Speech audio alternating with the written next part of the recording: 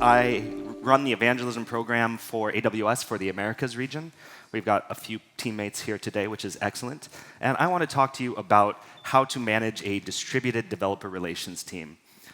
Especially want to talk about managing a distributed developer relations team where each person on that team tends to travel a lot. I think those two factors can be very deadly when it comes to leading to burnout. So if you don't know how to manage and mitigate the downsides of those things, you're not going to succeed when it comes to managing this type of team.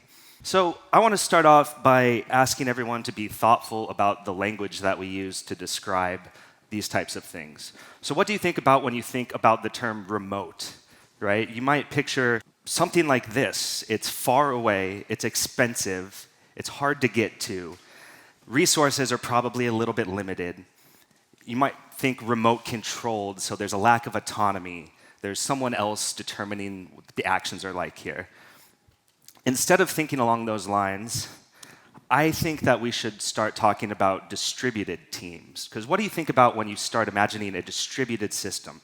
You think of something that is redundant, it's resilient, it's close to the end user, it's able to be interconnected, but all of the nodes within that network can also work autonomously and then communicate later to figure out what the source of truth is. So I want to suggest that we talk about distributed teams rather than remote teams. So when you start having these conversations with your boss, with your team, consider it from their perspective. From their perspective, you are the remote person. They are based where they're based. Keep that in mind. Grads are 68% more likely to be interested in remote jobs. So why is this an important thing? Why does it matter if you have the ability to manage a team that's distributed and that travels a lot? Well, that's where the majority of the new jobs are going. And maybe not the majority, but there's an uptick in the amount of people who want to work remotely. As we have new developers entering the community all of the time, you also want to be able to hire the upcoming talent. And asking people to move to San Francisco is getting to be a harder sell these days. 39% of employees say that they spend some time working remotely right now. And I know I just said don't use the word remote and then immediately put 2 slides up that said remote, but this is the question they asked in the survey, so I wanted to make sure I was authentically representing what they actually asked people that responded to these surveys. And I have sources on where this data comes from available in the slide deck, so you can look at the slides later and figure out where this is coming from. And here you can see some of the growth of working as a distributed team. It's growing way, way faster than people that are working in offices. So this, as a manager, is becoming very important. And I actually think that if you are a leader, a VP, a director, someone who's making hiring decisions for managers, you can't just be looking for a manager. You need to be looking for someone who can effectively manage a distributed team. It is a unique sort of skill. So there are a bunch of upsides when it comes to distributed work. I have notes here with stats that I'm trying to remember, but one of the upsides is that it's lower stress and you actually get higher engagement from the people who are based outside of the office. So on average, they tend to work about 4 hours more per week while maintaining the same level of happiness, which is pretty cool. You also get to be closer to your family. You maybe don't have to drive through the hour and a half of terrible traffic to commute to the office, wherever that might be, depending on where you're based, or fight through the subway lines, or whatever that might be. So there's definitely some upsides. There's a lot of downsides of working distributed. The working distributed is correlated strongly with a deterioration in peer-to-peer relationships. Now, interestingly, it doesn't have that same effect when it comes to supervisor to report relationships. Those don't meaningfully change when the manager and the team member are not in the same location. But for peer-to-peers, it does. And I have some hypotheses on why that might be. I think when it comes to communication, your manager always has to speak to you. You as the manager have to have consistent meetings with your reports so that they can stay up to date, you can understand where the status of tasks lie, what needs to be done, what are the things that are blocking them. But those communication lines between team members are not as necessary, and in many cases, they're not dictated by the process of being part of that organization. So that is the biggest downside, in my opinion. Now let's talk about travel too, because when you have a distributed team and teams that travel a lot, like I said, it's a double whammy when it comes to potential for burnout. Upsides of travel, and this is kind of, I'm going to interject my own opinion here. I love to travel because I love to see new places. I also love to see some of my favorite places that I've been to before. I love the fact that I can use my credit card to earn rewards points, and I travel enough that when it's vacation time, I basically don't have to pay for anything. I have literally 1 million Marriott points right now that I just do not have time to spend, which is a really, really awesome problem to have. You also, I think, if you do it correctly, these sorts of experiences can bond people that travel together. If you spend time with someone in a foreign country, navigating that chaos, it tends to build these emotional bonds. I don't know if Tim Falls is in the room, but yeah, there he is. So Tim probably remembers the time we went to Japan and got naked and went in a hot tub together, right? That sort of thing is a very bonding experience. Something that I will always remember, of course, but those sorts of things can be upsides of travel. That story is not in the speaker notes. You can ask Tim all about it, though. So when it comes to the downsides of travel, upsides of travel too, it's also correlated with a lower body mass index and lower blood pressure, which is really cool. Some of the downsides of travel, though, is it's basically worse for you in every other way. You feel more overwhelmed, and it's an inability to keep up with work that needs to be done. And it basically leads to sleep deprivation, eating poorly, pretty much everything except for your BMI and your blood pressure gets worse when you travel. And this also, work piles up, right? Everyone that traveled to be at this conference knows that your team, your stakeholders, your peers are all still out there doing stuff. And that's not going away. You don't get to just come back from your vacation, select all on read emails and delete and ask everyone else to please make sure they tell you all the important things. Although there are some VCs who love to give that kind of advice on Twitter. I don't have that kind of clout. If you do, awesome. So these things, like I mentioned, are crazy risks for burnout. You have things that make life difficult at home. If you're traveling a ton, you're away from your kids and your family, they're not going to be very... It strains those personal relationships, right? It strains your coworker relationships. It makes it hard for you to keep up with work, and it can physically cause your body to deteriorate in certain ways. So you have to pay attention to these things and put systems in place to mitigate some of this risk. So what do some of those things look like? How do we start to mitigate some of these problems? One thing is to put the work that you're doing into logical groups that reduce the scope of travel and the scope of remote communication that's necessary. So these groups can be built around things like geography. The team that I lead is a regional team, all of the Americas. That's a big region. Within that team, we will probably at certain scale get to the point where we need to start adding regional team leads so that they can have higher bandwidth communications with the people that they're directly interfacing with. This can also be creating logical groups around channel. So you don't always have to get on an airplane to do effective developer relations work. A lot of it can be done live streaming on Twitch. A lot of it can be done writing awesome blog posts, creating technical content, going through an open source SDK, clearing out a few issues. All of those things don't require travel, and you can create teams around those sorts of things. And then if you start to notice that people are actually getting close to that burnout point, you can maybe have a rotation and say, okay, you've done 87 bajillion miles so far, and it's Q3.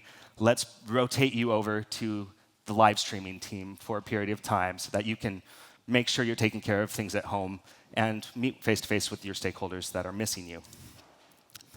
So all of the other photos are from other people, which is why they're beautiful. I took this photo, which is why it's less produced, but still, I think, extremely beautiful. And I think it's very important when you are one of these distributed managers and a person who travels a lot to make sure you set that example. And I will say right now that if you work for an organization that has unlimited PTO, but they do not tell you what the minimum amount you are required to take is, it is a scam. And you need to go to your manager and say, hey, this is not okay. Essentially what you're saying is you've codified, I will work and as much as my boss and only take as much PTO as my boss. So if you're in that situation, this is far more important. But make sure that everyone you talk to is actually using their PTO. That should be available to you as a manager. Review that, and if someone's not using it, make them use it. They need to. Make sure that you have some vacation planned that you're looking forward to. And I try and encourage everyone on my team to do this. Get something booked and on the calendar so you have that lighthouse. You have something that you're aiming for, especially right now as we're kind of in busy season, then we hit that lull, August, September, and then we hit crazy season where every marketing organization in the world wants to spend their marketing budget before the year rolls over, and you have giant events like reInvent, all of those things backloaded. So make sure that you're leading by example, giving people that goal to hit. Find other channels. I mentioned this a little bit. Find ways for people to do the work without having to get on that airplane. Let them determine a little bit their own fate. I'll talk more about that because that can cut both ways too. But make sure that you have clear paths and guardrails in place for enabling the types of communication that you need. I'm going to talk more about communication in a moment, but this essentially means that you need to have, for all of the important things that you do, an asynchronous system with a central source of truth that people can refer back to, update on their own schedule, and basically know how things are going. So for some examples of this, for our weekly team stand-up meeting, we usually have maybe 40% attendance because of the amount of people that travel, schedule conflicts, someone's on stage somewhere giving a talk. So what we do is we have a structure defined for that team meeting. It's the same every week, and we have a rolling document where everyone goes and puts their update. So even if you can't make the meeting, you can still review what other people are up to. We comment and collaborate on that document.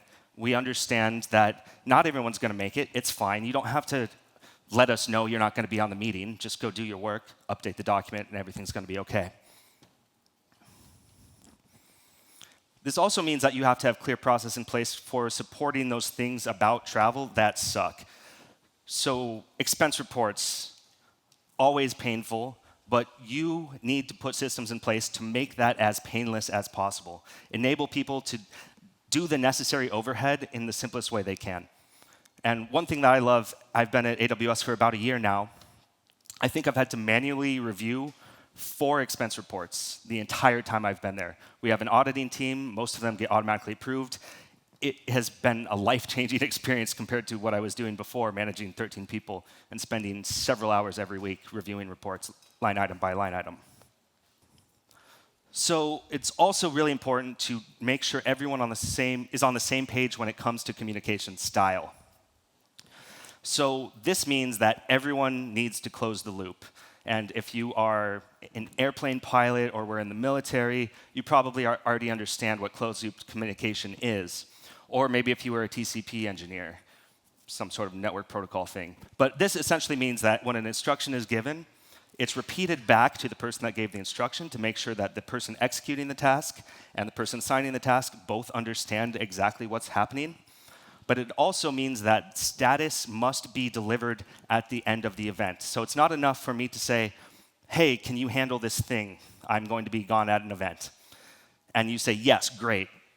That's not closing the loop. That's an open loop. To close that loop, you need to send an email and say, hey, the thing you asked me to do is done.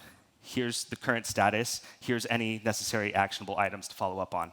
If you don't do that, if you don't close the loop, if people don't have that team-wide expectation, it leads to a lot of that strife and conflict that starts to make those personal relationships within the team degrade.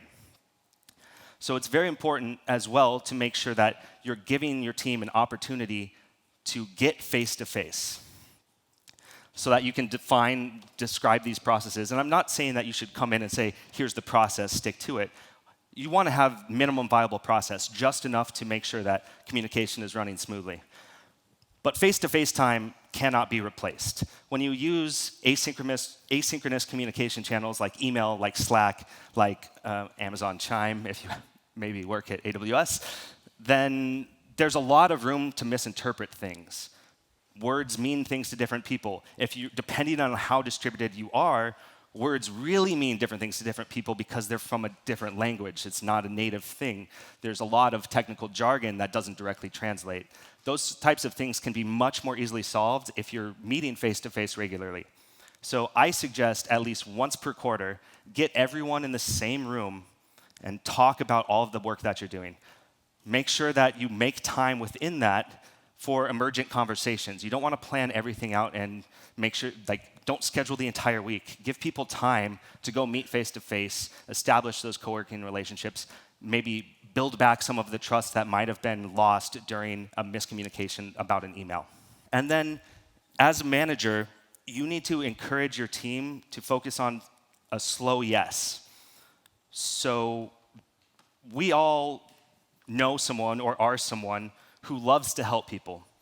We tend to be willing and able to do all kinds of different tasks. Whatever hat you want us to wear, we'll probably try and find a way to wear it. But that also leads to a tendency to overcommit yourself as an evangelist, or as an advocate, or even as a manager. And for me, the way that I mitigate this is by asking people to take time to really think about the things that they commit to. And I would even go so far to say that the more exciting an opportunity is for you, the slower or the more considerate you should be about accepting that thing. Because we tend to get blinded by that emotion. You're like, oh, I got invited to speak at this awesome thing, and I agreed to it, and then I went and I looked at my calendar, and I have to take 2 connecting flights, and I have crazy schedule to make this thing work, but I was really excited when I heard about it, so I said yes without actually taking the time to dig in. And I think this is a hard thing to do. In some cases, you have people that you might even need to actively get involved and take things off of their plate that they've overcommitted to in a nice way, right? You don't want to tell anyone that they made the wrong decision or that they should have said no to something. But if you notice someone is on the path to burnout, or you look at someone's schedule of events and it's crazy, you might say, hey, let's find someone else on the team that might be able to help out with this particular aspect. I'm starting to remember some of the things that I skipped over in the notes now, so I'm going to start jumping around a little bit, but bear with me. I think another thing to consider, I mentioned upsides of travel and getting naked in hot tubs and how that can be a bonding experience. There's also downsides to that sort of travel. The opposite can be true if you have teammates that are maybe not necessarily the best match. And I remember one time where I had 2 people on my team based in Latin America, and they seemed to have a decent working relationship. And we set up this 3-week-long tour where they were going around to different user groups, going to a bunch of hackathons, meeting with investors, meeting with startups. And I knew that they weren't maybe best friends, but I was like, they both know the region, they're the right choice for the team. And after that trip, they both came back, and one of them immediately quit, like basically the day after he got home, because of all of the stress that he had to deal with and the conflict that working directly with this other teammate was causing. And that was a moment where I, as a manager, felt like I had really failed. I should have been able to figure out, well, one, I should have known that the person that quit was that close to burnout already. I was probably missing some signs. But I also should have considered that length of time, the craziness of the schedule, and the close proximity between 2 people who maybe have a bit of friction in how they communicate was going to cause problems. So be considerate about how you plan things too. And this is important when it comes to distributed teams within offices as well. If you have a small office somewhere and someone sits at a desk right around other teammates that they don't necessarily get along with, this doesn't necessarily have to be on your team, but within the organization, that can also cause that burnout to accelerate. And then take the time to share your experiences, right? You want to make sure people are able to appreciate the fact that they have an opportunity to travel, that they have knowledge of their home city that they love. So if you have someone on your team that is in San Francisco and you travel to San Francisco, reach out to that person, see if they want to meet up, but also ask them, what are the best things to do? Where's the best gelato shop, right? Where should I go have dinner? What's the best, I don't know, whatever you're into, like what's poke bowls, or what's the trendy things right now? Something like that. Boba tea, I don't know. And also, as a manager, encourage this. Put process in place. Write a guide to the city that you've been to the most and describe, hey, here's the hotel that's well-positioned, reasonably priced, has good transportation. Here are 4 restaurants nearby that you should check out. And here's, if you're going to stay an extra day for a day trip, go do this thing. And that's another thing as a manager that you should encourage. Make sure people are able to take the time to enjoy the things that they do.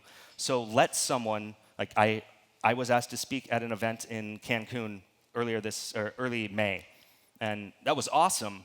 But the extra awesome part of it was that I flew out there. The company paid to fly me out there to speak at this event, and then I flew back on a Sunday afternoon and stayed through the weekend to just have a little nice PTO, a little bit of vacation, and that was fine. I was able to expense the flight both ways because I still have to get back home, right? Those types of things should be allowed. And encourage your team members to make plans to bring some of their family along at some point, right? So if you're traveling to something like reInvent, maybe you can ask to have your children, your partner join you, share that hotel room cost. They can book their ticket with some of your stashed up credit cards rewards points. Also, allow your reports to use their own credit card and get reimbursed to earn those points. Don't force everything to go through a corporate card. So thank you very much. I know that was kind of meandering. It's the first time I've given that talk. Hopefully it was valuable there. I would very much love to hear your feedback about this because I plan to give it again at some point and expand and polish it. And we have so many developer relations roles open at AWS right now. It's crazy. So you can scan that QR code if it works, or if you work at AWS, raise your hand real quick. So look around. There's a few people here. Say hello to one of us, and we'll talk more. Thank you very much, and enjoy your lunch.